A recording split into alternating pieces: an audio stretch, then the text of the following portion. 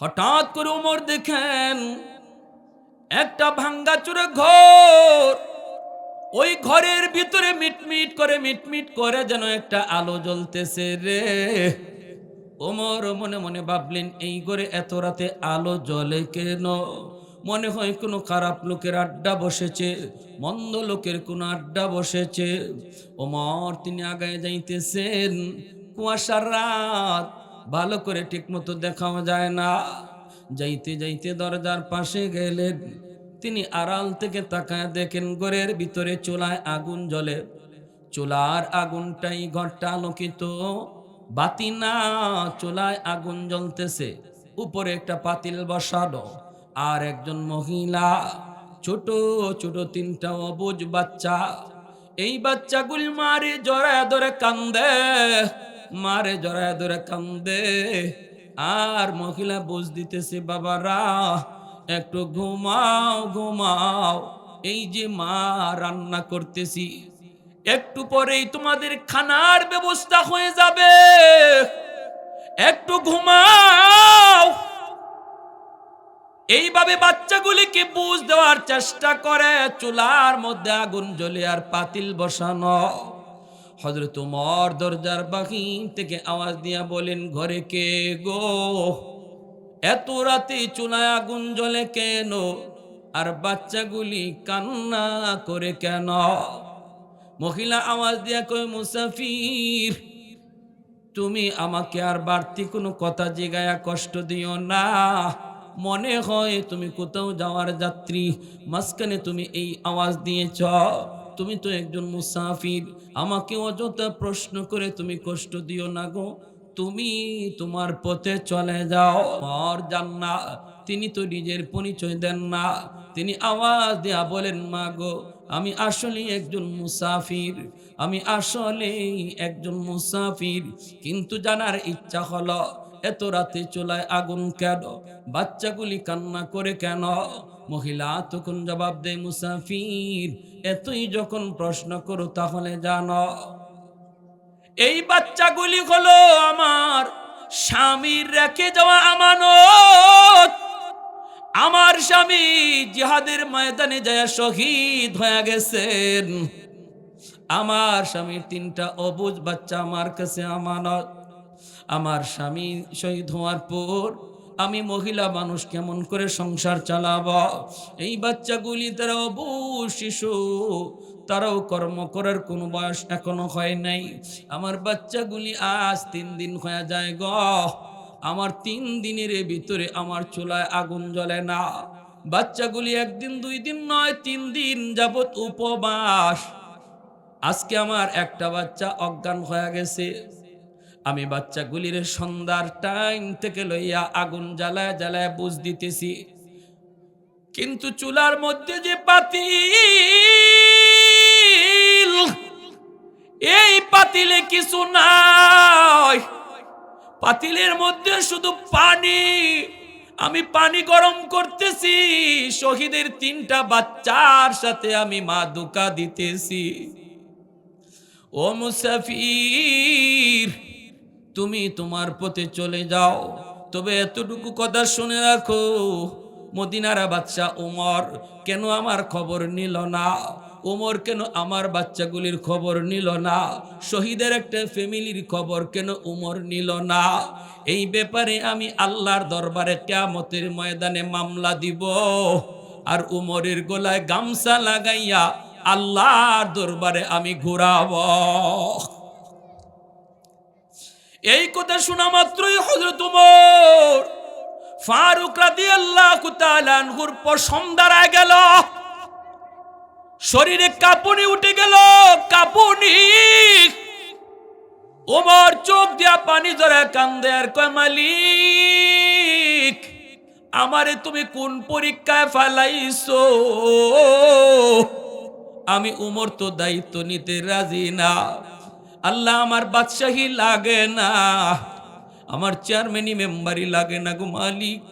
আমার ক্ষমতার ভিতরে, আমার এরিয়ার ভিতরে যদি এমন কোনো মামলা তোমার দরবারে যায়, আমি কেমন করে মুখ দেখাবো। হযরত উমরের চোখ থেকে দর দর করে পানি পড়ে।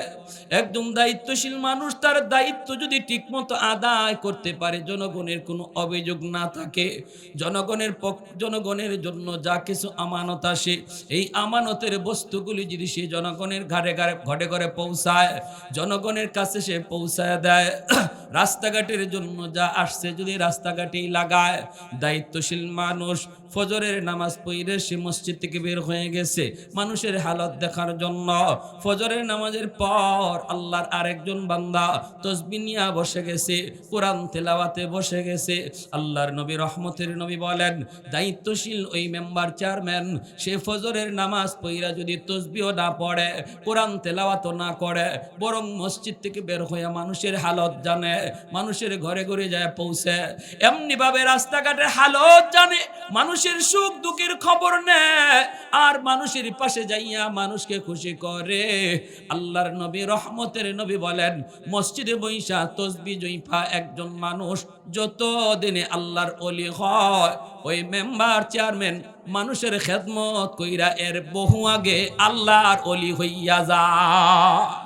বাইতুল মালের সামনে সেই হযরত ওমর চিৎকার শুরু করে দিলেন, কে কোথায় আছো? তাড়াতাড়ি করে তোমরা কোথায় বের হও? বাইতুল মালের চাবি কার কাছে আছে? তাড়াতাড়ি করে তোমরা বাইতুল মালের চাবিটা দিয়ে খুলে দাও। আমি ওমর আর বাঁচবো না, আমি ওমর ধরা খেয়ে গেছি। ওমরের গলা থেকে গামছা তোমরা সরাও, তাড়াতাড়ি করে তোমরা এই চাবিটা দিয়ে তালা খুলে দাও। ম্যানেজার দৌড় দিয়ে ঘুম থেকে উঠল। ওমরের খাদেম আসলাম ঘুম থেকে দৌড় দিয়ে উঠলেন। ওইটাই তারা বাইতুল মালের দরজার সামনে হাজির। তাড়াতাড়ি করে চাবিটা দিয়ে তালাগুলি খুললেন। কইলা হযরত ওমর কাঁদতেছেন, দাড়ি বেবে চোখের পানিটা পড়তেছে। ভিতরে ডুইকে তিনি আটার বস্তা টানা শুরু করলেন। আটার বস্তা টানতেছেন আর কাঁদতেছেন। খাদেম আসলাম কই, হযরত আপনি টানাটানি কইরেন না, আমাকে একটু সুযোগ দেন, আমি মাথায় লইয়া যাই।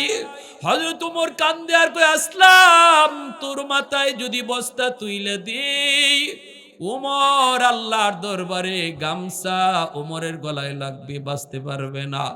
ওমরের গামছা গলা থেকে সরবে না রে আসলাম, আমার মাথায় তাড়াতাড়ি করে বস্তা তুইলা দে। আর পারস যদি দ্রুত আমার ঘরে যা দেখ একটু রুটি আর গোশত আছে কি না।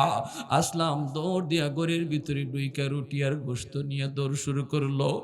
অর্ধ পৃথিবীর বাদশা ওমর মাথার মধ্যে আটার বস্তা নিয়ে তিনি দৌড়াইতেছেন ওই মহিলার ঘরের দিকে, আর আল্লাহর কাছে শুধু কান্দেন, মালিক এত বড় আমানত তুমি আমার মাথায় বুঝে দিয়েছো।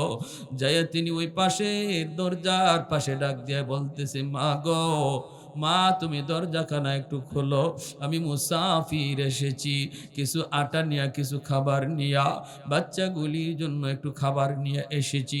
ও মা, তুমি তো উমরকে খবর দিতে পারতা। মহিলা কয়, আমি উমররা কেন খবর দিব? আমার নবীর হাদিস, জনপ্রতিনিধি সে নিজে জনগণের খবর নিবে, জনগণ প্রতিনিধির খবর দিবে না। কে কোন হালতে আছে এই খবর প্রতিনিধি নিবে, চেয়ারম্যানে নিবে, মেম্বারে নিবে, এমপি নিবে, মিনিস্টারে নিবে, জনগণ মিনিস্টারকে খবর দিবে। এটা নবীর হাদিস না। হযরত ওমর চুপ হয়ে গেলেন। মহিলা অনেক জানে, নবীর হাদিসও জানে, এজন্য ওমর চুপ হয়ে কয়, মা গো কিছু রুটি আর গোশত এনেছি, দরজাটা তুমি একটু খুলবানি গো মা। মহিলা দরজা খুইলা দিয়া পর্দার আড়ালে চলে গেলেন। হযরত ওমর ঘরের ভিতরে তিনি যায় ঢুকলেন। ঢুকে তিনি চুলার মধ্যে আগুন জ্বালাইতে চেষ্টা করেন, আর আসলাম রে বলতেছেন, আসলাম রুটি আর গোশতটা এখানে রাখ, আটার বস্তাটা এখানে রাখ। ওমর ডাক দিয়া কয়, মা নগদ কিছু রুটি আর গোশত এনেছি, বাচ্চাগুলিরে আপনি খাওয়ান। এই বইলা হযরত ওমর ঘরের বাহিরে এসে দাঁড়াইলেন। বাচ্চাগুলি হাসতেছে, আনন্দ করতেছে, আর কইতেছে, মা গো মুসাফির মনে হয় মানুষ না, মুসাফির মনে হয় আল্লাহর পক্ষ থেকে পাঠানো কোনো ফেরেশতা। বাচ্চাগুলি কান্না বন্ধ করে হাসতেছে, মা বাচ্চাগুলির নিয়ে আনন্দ করে। তিনি ঘরের বাহিরে চলে আসলেন। বাচ্চাগুলির সামনে যখন মা রুটি আর গোশত নিয়ে দেয়, মার চোখ দিয়ে দর দর করে পানি পড়ে কান্দে, কয় মালিক, এই মুসাফিরের হায়াতের ভিতরে তুমি বরকত দাও। আল্লাহ মদিনার শাসক উমর না হইয়া যদি এই মুসাফির মদিনার শাসক হইতো, আল্লাহু আকবার, হযরত উমর দরজার বাহির থেকে শুনে আর কাঁদেন, চোখ থেকে দর দর করে পানি পড়ে। আসলাম ডাক দিয়া কয়, আমিরুল মুমিনিন, ওই যে ফজরের আজানের টাইম হয়ে গেল, কিছুক্ষণের ভিতরে আজান হয়ে যাবে। মদিনার মসজিদের ইমাম, আপনি মদিনার মসজিদের ইমাম, অর্ধ পৃথিবীর বাদশা, আবার মসজিদের ইমাম, জোরে কোন আল্লাহু আকবার। ফজরের নামাজ আপনাকে মদিনার মসজিদে পড়াইতে হবে, আর দেরি করলে চলবে না, তাড়াতাড়ি চলেন। হযরত ওমর ডাক দিয়ে কয়, আসলাম, আমার একটু এখানে দাঁড়াইতে দে। এই জায়গায় দাঁড়ায় দাঁড়ায়া আমি একজন শহীদের 3টা এতিম বাচ্চার কান্নার আওয়াজ শুনছিলাম। এখন আমার মন চায় এই জায়গায় দাঁড়াই আমি এই এতিম বাচ্চাগুলির একটু হাসি আনন্দ শুনতে চাই। বাচ্চাগুলি যখন একটু আনন্দ করে হযরত ওমর সেজদায় পড়ে আল্লাহর কাছে কান্দে, আল্লাহর কাছে কান্দে আর কোন মালিক, দায়িত্ব এত বড় আমানত, এত বড় আমানত, পুরস্কার যত বেশি বিপদ তত বেশি। আল্লাহ আল্লাহ, তুমি আমি উমরের গলায় হাসরের মাঠে গামছা লাগায়ও না। এই বইলা উমর চোখের পানিটা মুছতে মুছতে মদিনার দিকে রওনা দিলেন। মসজিদে নববীতে যাইয়া তিনি ইমামতি করলেন, ফজরের নামাজ পড়ালেন। এরপরে ওমর মিম্বরে বৈশা বলতেছে, ইয়া আইয়ুহাল মুসাল্লুন, ও মুসল্লি ভাইরা, মদিনার মুসল্লিরা, তোমরা যে যেখানে আছো বসা থাকো।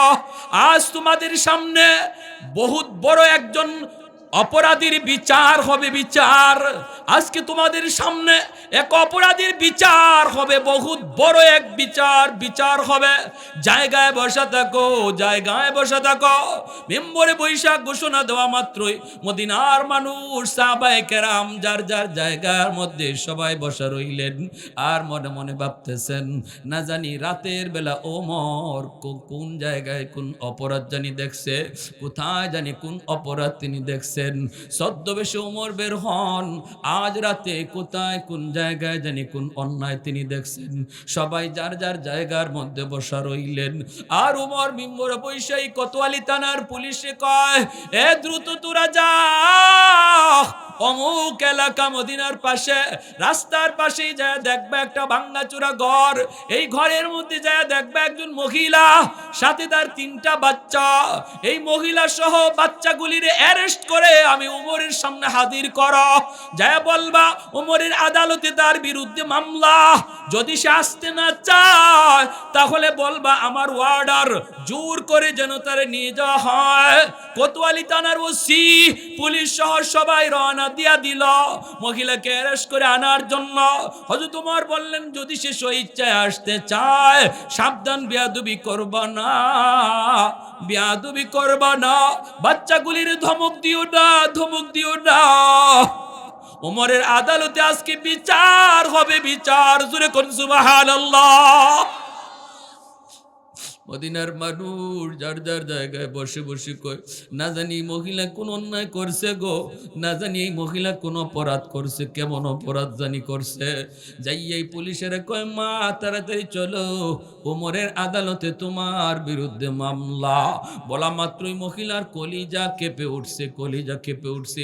বাচ্চাগুলি দৌড় দিয়ে আমার আঁচল জড়ায় ধরে কাঁপতেছে, বাচ্চাগুলি কাঁপতেছে, কারণ ওমরের নাম শুনলেই সবাই কাঁপত। এমন এমনকি হযরত উমরের নাম বইলা বইলা বাচ্চাগুলির ঘুম পাড়ানো হইতো। আমরা কই আইতেছে বাঘ, আইতেছে শিয়াল, আইতেছে ভূত, কিন্তু না, বাচ্চাগুলির থামানো হইতো, ঘুম পাড়া হইতো। ওমর আসতেছে এই বললেই বাচ্চাগুলি থেমে যাইতো, কান্না বন্ধ করে দিত, ঘুমায় পড়তো। এতটা ভয়, এতটা ভয়। ওই বাচ্চাগুলি যেই মাত্র শুনলো মার বিরুদ্ধে মামলা, ওমরের আদালতে পুলিশ আসছে তাকে নিয়ে যাওয়ার জন্য, বাচ্চাগুলি মাকে জড়ায় ধরে কাঁদতেছে কাঁদতেছে। বাচ্চাগুলি কান্দে আর কয়, বড় বাচ্চাটাই কয়, মা গো, ও মা, মা। ওই মুসাফির মনে হয় তুমি যে উমরের বিরুদ্ধে কথা কইছো, মুসাফির মনে হয় এই কথাটা উমরকে যায়া জানায়া দিছে। মা তুমি এমন কথা কেন কইছো গো মা? আমাদের বাবা নাই, আমরা এতিম। তোমার যদি কিছু হয়ে যায় আমরা কাকে নিয়ে ঘুমাবো? আমরা কার আঁচল ধরে ঘুমাবো? বাচ্চাগুলির লইয়া মা রওনা দিবে। মহিলায় কয়, আমি তো জানি না কোনো মামলা আমার বিরুদ্ধে। পুলিশে কয়, যদি যেতে না চান জোর করে নেওয়ার নির্দেশ। এমনি মহিলা কাইপে উঠছে, কয় না, জোর কইরো না, জোর কইরো না, আমি নিজের স্বইচ্ছায় যাব। বাচ্চাগুলির লইয়া, একটা বাচ্চা বুকের দুধ খায়, দুইটা বাচ্চা হাঁটতে পারে, দুইটা বাচ্চারে দুই পাশে লইয়া আল্লাহর বান্দি দুধের বাচ্চাটারে বুকের মধ্যে জড়ায় দইরা কানতেছে আর মদিনার দিকে যাইতেছে। চোখের পানি জড়ায় আর কয়, ও মালিক, মালিক, আজকে আমার স্বামীর ইজ্জতের খাতিরে তুমি আমার সম্মানটা রাখো। আমার স্বামী তো তোমার রাস্তায় শহীদ হইছে। তোমার রাস্তায় যে শহীদ হয় সে নাকি তোমার কাছে অনেক দামি, অনেক দামি গো মালিক। আমার স্বামীর শাহাদতের উসিলায় আল্লাহ তুমি আমার ইজ্জতটা রাখো। ও আল্লাহ, শহীদের দুইটা অবুঝ বাচ্চা আমার কাছে আমানত। এই বাচ্চাগুলির মুখের দিকে তাকাইয়া আল্লাহ তুমি আমার ইজ্জত রাখো, ইজ্জত রাখো বইলা মহিলা রওনা দিছি। মসজিদে নববীর মিম্বরে ওমর বসা, মদিনার মানুষ অপেক্ষায়, মহিলা আসবে আর বিচার হবে। যেই মাত্র ওমর মিম্বর থেকে দেখলেন মহিলা মসজিদের ভিতরে বাচ্চাগুলির নিয়ে ঢুকবে, এমনি ওমর কয়, তোমরা মাঝখান দিয়ে রাস্তাটা করে দাও, মাঝখান দিয়ে রাস্তাটা করে দাও, তারে সামনে আসতে দাও। মহিলা সামনের দিকে তাকায় দেখে মিম্বরে যিনি বসা, ইনি তো অবশ্যই উমর, কিন্তু চেহারাটা গত রাতের মুসাফিরের।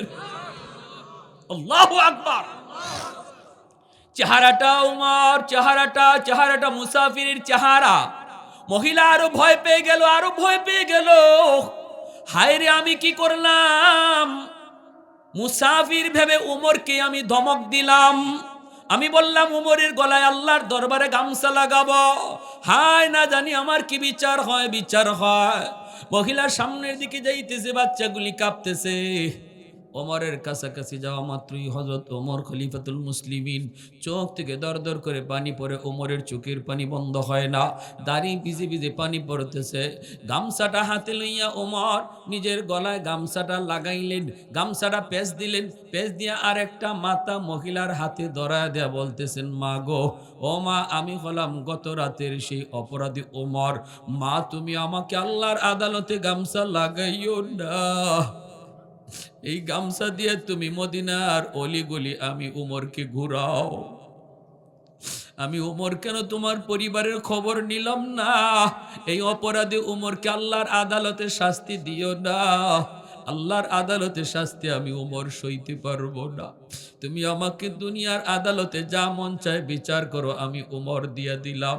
মহিলার সাথে সাথে গামছা চাইলে আমিরুল মুমিনিন, আমি চিনতে পারি নাই আপনি যে খলিফাতুল মুসলিমিন উমর। আমি চিনতে পারি নাই গো, আমার মস্ত বড় ভুল হয়ে গেছে। এখন আমার বুঝে পড়েছে মায়ার নবী কেন বলেছিলেন, আমি নবীর পরে যদি কেউ নবী হতো, হতো সে উমর।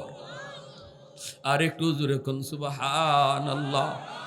सिद्दीक तेरा नाम से इस्लाम रहेगा, दुनिया की सदाकत में तेरा नाम रहेगा। फारूक तेरा नाम से इस्लाम रहेगा, दुनिया की अदालत में तेरा नाम रहेगा, उस्मान तेरा नाम से इस्लाम रहेगा, दुनिया की सखावत में तेरा नाम रहेगा, हैदार तेरा नाम से इस्लाम रहेगा, दुनिया की शजाअत में तेरा नाम रहेगा। একটু জোরে সুরে কোন আল্লাহু আকবার, আর একটু জোরে আল্লাহু আকবার। এর যুবক, এই ধর্ম ইসলাম, আমার নবী আপনার নবী রহমতের নবী আমার আপনার কাছে আমানত রাইখা গেছে। উহুদের ময়দানে নবীর দান শহীদ, তায়েফের জমিনে আমার নবী রক্ত ঝরল। এই রক্তজোড়াধীন দান মুবারক শহীদ করা ইসলাম আমার কাছে তোমার কাছে আমানত। আর একটু জোরে কোন ঠিক কিনা? আজ যদি তোমার কারণে ইসলামের কোনো ক্ষতি হয়, তোমার কোনো চালচলনের কারণে যদি ইসলামের ক্ষতি হয়, তোমাকে যদি নামাজের টাইমে মসজিদে পাওয়া না যায়, নামাজের সময় যদি খেলাধুলায় মগ্ন দেখা যায়, নামাজের সময় যদি তোমার মোবাইলে গেম দেখতে দেখা যায়, কিয়ামতের ময়দানে আল্লাহর দরবারে নবীর সামনে কেমন করে মুখ দেখাইবা? নবী যদি কয় আমি আমার ইসলাম দান শহীদ কইরা শরীরে রক্ত জোড়াইয়া তোর কাছে আমানত রেখে এসেছিলাম, আর বুঝি তুই এইভাবে ইসলাম ধর্মকে তুই নষ্ট করে দিলি, জবাব দেওয়ার কোনো উপায় নেই যুবক, জবাব দেওয়ার কোনো উপায় নেই। যৌবনে কত যুবক কবরে গেল, কত যুবক যৌবনে কবরে গেল, নামাজ ধরব করার পরও নামাজ ধরবার টাইম পায় নাই, কবরে চলে গেছে। অতএব আজকে আমাদের তওবা করার সময়, আর জীবনে নামাজ ছাড়বো না, বাপ মার সাথে বেয়াদবি করব না, আর আমার নবীর কলিজায় আঘাত দেব না দাড়ি কাইটা, আর কোনোদিন বিধর্মীদের কালচারে চুলের কাটিং কাটবো না, দাড়ির কাটিং বেঈমানের কালচারে করব না, আমার নবীর তরিকায় চুল কাটবো, নবীর তরিকায় দাড়ি রাখবো, নবীর তরিকায় 5 ওয়াক্ত নামাজ মসজিদে পড়ব। যদি এইভাবে আমরা নিজের চালায় নিতে পারি রে যুবক, তাহলে আল্লাহ পাক রব্বুল আলামিন হাসরের ময়দানে আমার নবীর সামনে আমার আপনার ইজ্জত রাইখা নবীর সুপারিশ আল্লাহ কবুল করবে।